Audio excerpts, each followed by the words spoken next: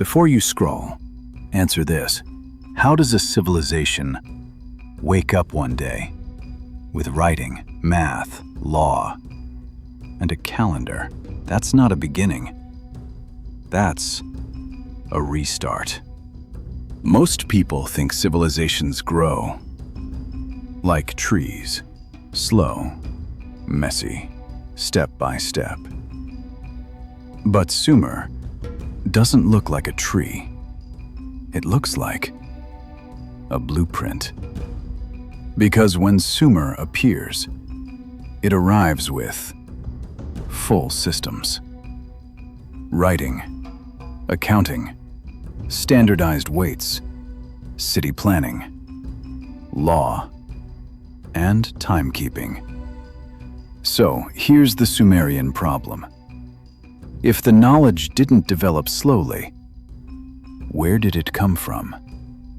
And more importantly, why does Sumer itself hint that something existed before Sumer? Let's anchor this in reality. Sumer wasn't one city. It was a network in southern Mesopotamia, between two rivers, perfect for agriculture, but also fragile. Floods, droughts, salty soil, and constant pressure to organize. So yes, conditions mattered.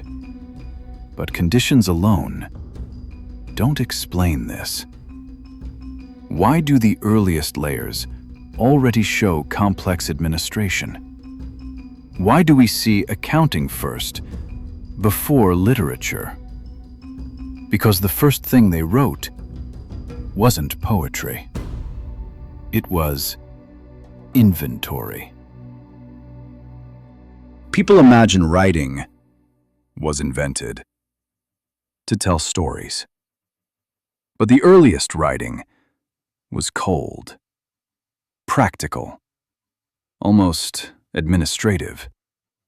Lists of grain, goats, beer rations, worker allocations. And here's what that implies. To write like this, you need trained scribes, schools, standards, a shared system that many people follow. So the real invention isn't the symbols, it's the structure behind them. Now the strangest part is not the writing, it's the math. Sumer used a base 60 system. That's why today we still have 60 seconds and 60 minutes. Base 60 isn't intuitive, it's efficient, because it divides cleanly into many numbers, which means it's perfect for trade, construction, and timekeeping. So the question remains, did this system emerge slowly, or was it adopted, already refined? Cities don't just appear. They require systems, water management, labor coordination, storage, security, rules. And Sumerian cities weren't small villages. They scaled fast. Writing didn't follow power. Writing created power. Sumer kept lists of kings, but some reigns are impossibly long. This doesn't mean fantasy. It means memory, mixed with myth. A preserved archive that survived change.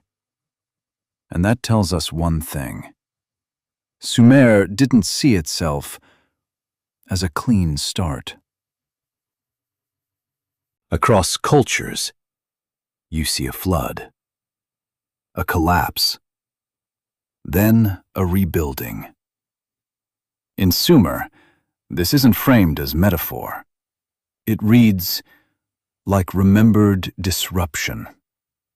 A world destabilizes, then reorganizes. Let this land clearly.